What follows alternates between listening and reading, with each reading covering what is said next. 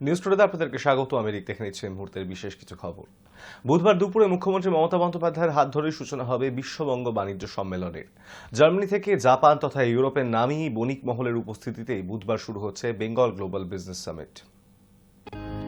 একদিকে মুকেশ আম্বানি, সজ্জন জিন্দালদের মতো দেশের স্বনামধন্য শিল্পপতিদের উপস্থিতি, অন্যদিকে জার্মানি থেকে জাপান তথা ইউরোপের নামী বণিক মহলের উপস্থিতিতে বুধবার শুরু হচ্ছে বেঙ্গল গ্লোবাল বিজনেস সামিট।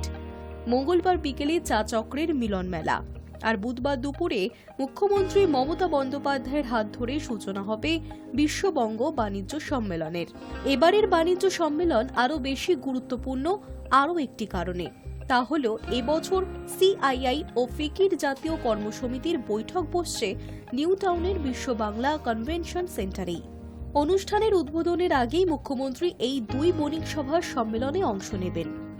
বাংলায় লগ্নিতে নতুন করে আহ্বান জানাবেন, আর বঙ্গে বিনিয়োগের সুযোগ নিতে গোটা দেশের নামি দামি শিল্প সংস্থার কর্তারা আসছেন কলকাতায়। বাণিজ্য সম্মেলন উপলক্ষে গোটা মহানগরী সাজানো হয়েছে বড় বড় হোর্ডিং ও ব্যানারে। Bengal means business. মুখ্যমন্ত্রীর মস্তিষ্ক প্রসূত এই মূল থিমকে সামনে রেখেই বসছে বাণিজ্যের কুম্ভ মেলা। ক্ষুদ্র শিল্প থেকে তথ্য প্রযুক্তি, চামড়া থেকে টেক্সটাইল, কৃষিভিত্তিক পণ্য থেকে কুটির শিল্প, পর্যটন এবার বিশেষ গুরুত্ব পাচ্ছে। সম্মেলনের বাড়তি মাত্রা যোগ হবে পড়শি রাজ্য ঝাড়খণ্ডের মুখ্যমন্ত্রী হেমন্ত সোরেনের উপস্থিতি। বাণিজ্যে এবার বাংলার সঙ্গে সরাসরি হাত মেলাবে ঝাড়খণ্ড। এছাড়াও আসছেন ভুটানের রাজা। বাংলার সঙ্গে বাণিজ্যে ভুটানের নতুন সম্পর্ক তৈরি হবে মমতা বন্দ্যোপাধ্যায়ের প্রচেষ্টায়। মুখ্যমন্ত্রীর ডাকে সাড়া দিয়ে এর আগেও এসেছেন দেশের ১ নম্বর শিল্পপতি মুকেশ আম্বানি। বর্তমান পরিস্থিতিতে ফের তার বিশ্ববঙ্গ বাণিজ্য সম্মেলনে যোগ দেওয়া অত্যন্ত তাৎপর্যপূর্ণ। বাংলায় রিলায়েন্সের বিনিয়োগ আরও বাড়াতে চলেছেন তিনি। এবারের বাণিজ্য সম্মেলনে যোগ দিতে চলেছে ২০টি দেশ। এই শিল্প সম্মেলন থেকেই রাজ্যে আর্টিফিশিয়াল ইন্টেলিজেন্স বা এআই হাব তৈরির কথা ঘোষণা হতে পারে। সেমিকন্ডাক্টর, বস্ত্র ও চর্মশিল্প, পর্যটন, ভারী শিল্প সহ একাধিক ক্ষেত্রে লগ্নি টানায় এবার বিশেষ জোর দিয়েছে রাজ্য। শিল্পের অনুকূল জমিও রয়েছে ল্যান্ড ব্যাংকে। নিরবচ্ছিন্ন বিদ্যুৎ সরবরাহের ব্যবস্থা আছে। শিল্প বান্ধব প্রশাসন রয়েছে। শিল্পে এক জানালা নীতি রয়েছে। সব মিলিয়ে শিল্প গড়ার যথাযথ পরিকাঠামো মজুদ বঙ্গে। এই অবস্থায় শিল্প সম্মেলন থেকে বড় বিনিয়োগ টানার আশা রাখছে কেন্দ্র। বুধবার থেকে শুরু হচ্ছে দুদিনের বেঙ্গল গ্লোবাল বিজনেস সামিট। একদিকে বিপুল বিনিয়োগের সম্ভাবনা, অন্যদিকে প্রচুর কর্মসংস্থানের আশ্বাস। সর্বত্র লগ্নির হুইসেল বাজবে। সম্মেলনের অংশগ্রহণের জন্য রেজিস্ট্রেশন শুরু হয়ে যাচ্ছে বুধবার দুপুর 12:30 থেকে। 2টো থেকে নিউ টাউন রাজারহাটের বিশ্ব বাংলা কনভেনশন সেন্টারের উদ্বোধন হবে বিজিবিএস এর। নবান্ন সূত্রে খবর, বিকেল 5টা থেকে থাকবে ইন্টারন্যাশনাল সেশন। বৃহস্পতিবার ক্ষেত্র ধরে ধরে আলোচনা হবে একাধিক হলে। কৃষি, প্রাণী সম্পদ উন্নয়ন, তথ্য প্রযুক্তি, আন্তর্জাতিক বাণিজ্য, কারিগরি শিক্ষা, স্বাস্থ্য, মৎস্য, বিদ্যুৎ, বিনোদন নানা বিভাগ নিয়ে আলাদা আলাদাভাবে আলোচনা হবে। বিশেষ জোর দেওয়া হবে উৎপাদনমূলক ক্ষেত্রে। বৈঠক হবে দেশভিত্তিক। দেশ ধরে প্রতিনিধিদের সঙ্গে হবে আলোচনা। Hi news network. Park Circus স্কুলের সামনে দুর্ঘটনা। নিয়ম ভেঙে পিকআপ ভ্যানটি ঢুকে পড়ে ভুল লেনে, এবং ভুল লেনে ঢুকে পড়ায় স্কুটারের সঙ্গে একেবারে মুখোমুখি সংঘর্ষ ঘটে। দুর্ঘটনায় জখম হয় হাসপাতালে ভর্তি স্কুটার চালক আর পলাতক পিকআপ ভ্যানের চালক। সাত সকালে পার্ক সার্কাস স্কুলের সামনে দুর্ঘটনা। ভুল লেনে একটি পিকআপ ভ্যান ঢুকে পড়ে এবং ধাক্কা মারে স্কুটারকে। দুর্ঘটনায় গুরুতর আহত হয়ে হাসপাতালে ভর্তি স্কুটার চালক। তবে এখনো পর্যন্ত কারোর প্রাণহানির খবর মেলেনি। ঘটনার পর পলাতক পিকআপ ভ্যানের চালকটি স্কুলের সামনে এমন দুর্ঘটনার জেরে তীব্র চাঞ্চল্য ছড়িয়ে পড়েছে এলাকাতে। পুলিশ গিয়ে পরিস্থিতি নিয়ন্ত্রণে আনার পাশাপাশি তদন্তে নেমেছে। পিকআপ ভ্যানের চালকের খোঁজ শুরু করেছে। স্থানীয় সূত্রে জানা যাচ্ছে, পার্ক সার্কাসের দরগা রোড এলাকার রাস্তার পাশেই রয়েছে মহাদেবী বিড়লা স্কুল। সকালে সেখানে পড়ুয়া অভিভাবকদের ভিড় তো লেগেই থাকে। এছাড়া চারমাথার মোড় এলাকার পথচারীর সংখ্যাও কম থাকে না। স্কুলের সামনের রাস্তা বেশ সংকীর্ণ। মঙ্গলবার সকালে সেখানেই ঘটে গেল দুর্ঘটনা। রাস্তার একদিক দিয়ে স্কুটার চালিয়ে যাচ্ছিলেন এক আরোহী। উল্টো দিক দিয়ে ফ্লাইওভারের দিক থেকে আসছিল একটি পিকআপ ভ্যান। পিকআপ ভ্যানটি ভুল লেনে ঢুকে পড়ায় স্কুটারের সঙ্গে একেবারে মুখোমুখি সংঘর্ষ ঘটে। জানা গিয়েছে পিকআপ ভ্যানের ধাক্কায় ছিটকে পড়েন রাস্তায় ওই স্কুটার চালক। তাকে স্থানীয়রাই উদ্ধার করে ভর্তি করান চিত্তরঞ্জন ন্যাশনাল মেডিকেলে। সেখানে আপাতত চিকিৎসা চলছে তাঁর। এখনো পর্যন্ত নাম পরিচয় জানা যায়নি, তবে তিনি একটু স্থিতিশীল হলে পুলিশ তা জানার চেষ্টা করবে। অন্যদিকে দুর্ঘটনার পর পলাতক ওই পিকআপ ভ্যানের চালক। আশেপাশে তার কোনো খোঁজ মিলছে না। পার্ক সার্কাসের এই জনবহুল রাস্তা, যেখানে একটি স্কুলও রয়েছে, সেখানে এই ধরনের ঘটনায় উদ্বিগ্ন করে তুলেছে পড়ুয়া এবং অভিভাবকদের। তাদের অভিযোগ, সকালে যখন স্কুলের কচি কাচারা আসে তখনই এই রাস্তায় যথেষ্ট ভিড় থাকে। এই পরিস্থিতি আজকের এমন দুর্ঘটনা যে কোনো দিনই ঘটতে পারত। তবে মঙ্গলবারের দুর্ঘটনা থেকে শিক্ষা নেওয়া দরকার বলে মনে করছেন অভিভাবকেরা। High news network. আমেরিকায় থাকা অবৈধ অভিবাসীদের ভারতে পাঠানো শুরু হলো। রওনা দিল ট্রাম্পের সামরিক বিমান। আমেরিকা থেকে অবৈধ অভিবাসীদের ভারতে ফেরত পাঠানো শুরু করে দিল ডোনাল্ড ট্রাম্পের প্রশাসন। আমেরিকার একটি সামরিক বিমানে করে ভারতে পাঠানো হচ্ছে তাদের। একটি C-17 বিমান ইতিমধ্যেই অভিবাসীদের নিয়ে ভারতের উদ্দেশ্যে রওনা দিয়েছে। আগামী 24 ঘন্টায় বিমানটির ফেরার কথা নেই, যদিও নয়াদিল্লির তরফে এ বিষয়ে এখনও কিছু জানানো হয়নি। ট্রাম্প আমেরিকার প্রেসিডেন্ট হওয়ার পর থেকেই সে দেশ থেকে অবৈধ অভিবাসীদের নিজ নিজ দেশে ফেরত পাঠানোর উদ্যোগ শুরু হয়। ধরপাকড়ও শুরু করে আমেরিকার প্রশাসন।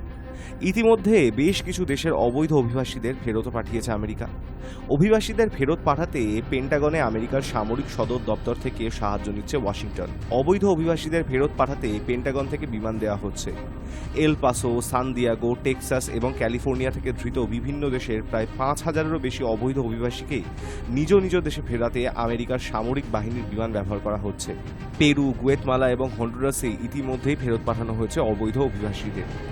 আমেরিকার নির্বাচনের আগে থেকেই অবৈধ অভিবাসন রুখতে কড়া পদক্ষেপের হুঁশিয়ারি দিয়েছেন ট্রাম্প। ক্ষমতায় আসার পর থেকেই এ বিষয়ে তৎপর হয়েছেন তিনি।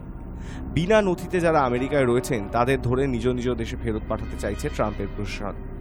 আমেরিকার পদক্ষেপকে সমর্থন জানিয়েছেন বিদেশমন্ত্রী এস জয়শঙ্করও। সম্প্রতি ওয়াশিংটনে ভারতের দূতাবাস থেকে তিনি বলেন, অভিবাসনের ক্ষেত্রে আমাদের একটি নীতিগত অবস্থান রয়েছে, যা প্রতিটি দেশের জন্যই প্রয়োজন। আমরা বৈধ অভিবাসনে সবসময় সমর্থন করি। তার বক্তব্য, যদি কোনো দেশে অবৈধ ভারতীয় অভিবাসী থাকেন এবং যদি দিল্লি নিশ্চিত হয় তিনি ভারতীয় নাগরিক, তবে তাকে ভারতে ফেরানোর জন্য কেন্দ্র সবসময় প্রস্তুত। এটি কেবল আমেরিকার জন্য নয়, সব দেশের ক্ষেত্রেই প্রযোজ্য। এর ফলে বৈধ উপায়ে সংশ্লিষ্ট দেশে ভারতীয়দের যাতায়াত আরও সহজ হবে বলে মনে করছেন বিদেশমন্ত্রী। তার কথায়, অবৈধ যাতায়াত এবং অভিবাসনের জন্য আমরা তীব্র বিরোধিতা করি, কারণ যখনই কোনো একটি অবৈধ ঘটনা ঘটে তার সঙ্গে আরও অনেক অবৈধ কার্যকলাপ জুড়ে যায়। এটি সুনামের দিক থেকে কখনোই ভালো নয়। গত 20 জানুয়ারি আমেরিকার প্রেসিডেন্ট পদে শপথ নিয়েছেন ট্রাম্প।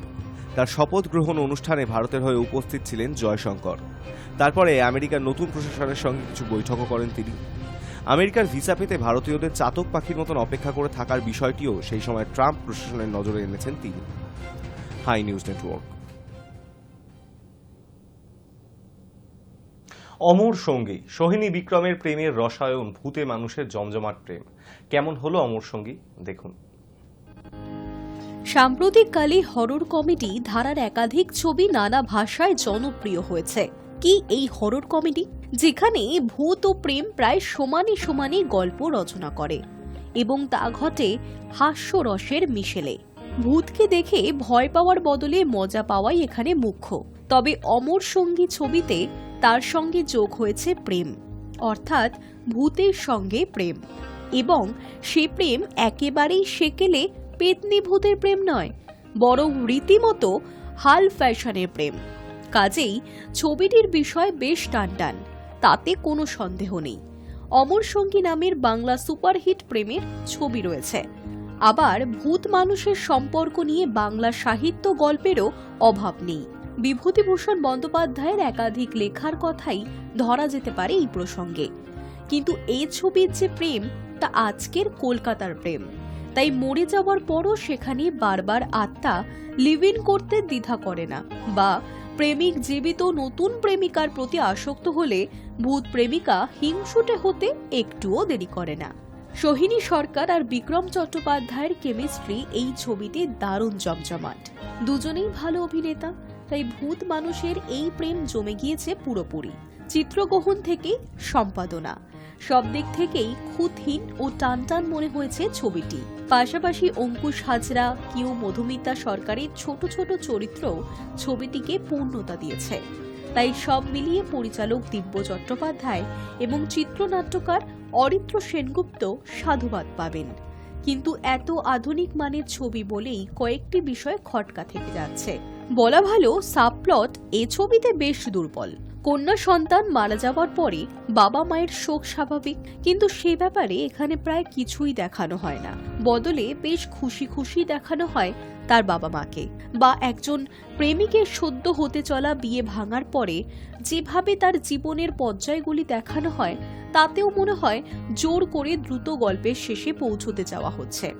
তন্ত্র বা জ্যোতিষ, আবার নাইট ক্লাব বা গঙ্গার ঘাটে একা বসে থাকা দেবদাস প্রেমিক সবকিছুকেই সরল রেখায় বাঁধতে গেলে গোলমাল বাঁধবেই। কারণ এই প্রত্যেকটি অধ্যায় গভীর এক একটা কটা পর্যায়ের জীবন। একজন শোকতপ্ত মানুষকে সেরে ওঠার আগেই তাকে যদি এরকম জোর করে পরপর প্লটে ফেলে স্বাভাবিক হিসেবে দেখানো হয়, তবে তো সমস্যা হতেই পারে। তাই ছবিটি এত মজার গল্পের ঠাস বুনোটে বানানো হলেও দ্বিতীয় পর্বের পর থেকে কিছুটা একঘেয়ে লাগে। প্রথম পর্বে ঠিক যতটা সম্ভাবনা তৈরি হয়েছিল, পরের পর্ব কিছুটা হতাশে করে। তবে যেহেতু এই ছবির প্রাণ অভিনয়, তাই ফাঁকফোকরগুলো ঢেকে যায় তাতে। সোহিনীর অভিনয়, প্রেমের রাগ বা অভিমান বড় প্রাণবন্ত লাগে। প্রত্যেকটি তাকানো যেন আলাদা রকমের তার। কখনো কখনো তিনি যে অভিনয় করছেন সেটাও বোঝা যায় না। একই কথা বলা যায় বিক্রমের ক্ষেত্রেও। ব্যর্থ প্রেমিকের চেহারায় তার অভিনয় বেশ বিশ্বাসযোগ্য। তাই সামান্য কিছু ফাঁক থাকলেও এ ছবি দেখে মজা আছে। এ ছবি সবাই মিলে দেখার মতোই ছবি। বিশেষ করে ভুতুড়ে প্রেমের গল্প বাংলায় সেলুলয়েডে ধরতে গিয়ে এই স্মার্টনেস হয়তো খুব বেশি ছবি অর্জন করতে পারেনি।